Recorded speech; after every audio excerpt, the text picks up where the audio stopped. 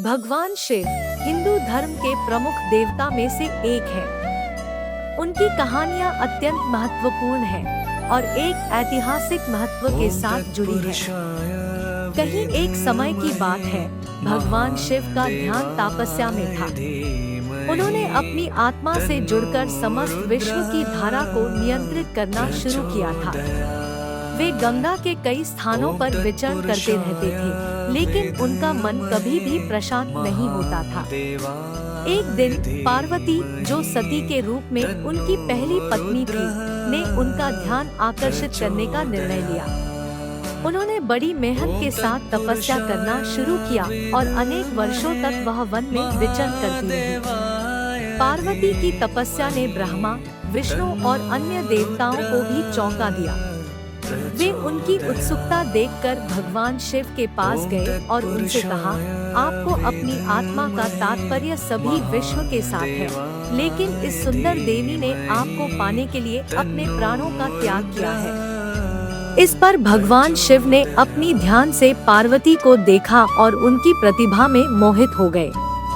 वे उनके पास गए और बोले, तुम्हारी तपस्या ने मेरा मन मोह लिया है, तुम मेरी पत्नी बनोगी। इस प्रकार पार्वती और शिव का विवाह हुआ और वे साथ में धरती पर राजा रानी बने। उनका यह मिलन आपसी समरसता और परिपूर्णता का प्रतीक है और इसे हिंदू धर्म में एक महत्वपूर्ण कथा माना जाता है। जीवन यात्रा आगे बढ़ती रही और शिव पार्वती ने साथ में अनेक कठिनाइयों का सामना किया। एक बार काशी नगर में शिव ने भक्तों के प्रार्थनाओं का ध्यान रखते हुए वहां अपना आवास बनाया। उन्होंने विवाद को सुलझाने के लिए अपने भूतपूर्व रूप भैरव को निर्मित किया, जिन्होंने अपनी भयंकरता से सभी को चौंका दिया। भैरव ने सभी को उनके अधिकारों की सही दिशा में प्रेरित किया और समाधान के लिए सहमति दिलाई।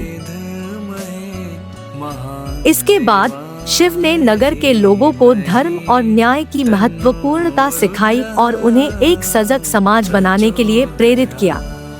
इससे नगर में एक शांतिपूर्ण और समृद्धि से भरपूर वातावरण बना।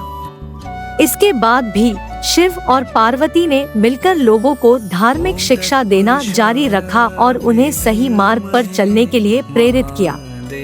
उनका यह परिश्रम लोगों को धार्मिकता और न्याय की महत्वपूर्णता समझाने में सफल रहा।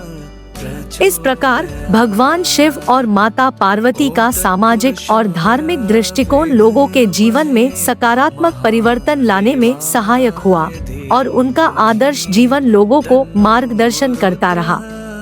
एक दिन नगर में एक बड़ा आपदा आ गई, जिसमें आकाश से अचानक भारी वर्षा होने लगी। नदियों के जलस्तर में वृद्धि होने से बाढ़ का खतरा बढ़ गया। लोगों ने शिव पार्वती से राहत मांगी और उनकी कृपा से नगर को बाढ़ से मुक्त करने का आशीर्वाद प्राप्त किया। शिव ने अपनी तपस्या और भक्ति से उन लोगों की प्रार्थनाओं को सुना और अपनी आदिशक्ति से बारिश को नियंत्रित किया। नगर की सुरक्षा के लिए वह अपने विभिन्न रूपों में प्रकट हुए और लोगों को उनके अनंत कल्याण के लिए प्रेरित किया। इस घड़ी में भगवान शिव ने लोगों को सहानुभूति और सेवा की भावना सिखाई और उन्हें आपसी सद्भाव और सामंजस्य की महत्वपूर्णता का आदान प्रदान समझाया। उन्होंने लोगों को उत्तेजना किया कि एक दूसरे के साथ मिलकर जीवन की सभी कठिनाइयों का सामना कर सकते हैं और सबका भलामना संगठन बनाए रखना आवश्यक है।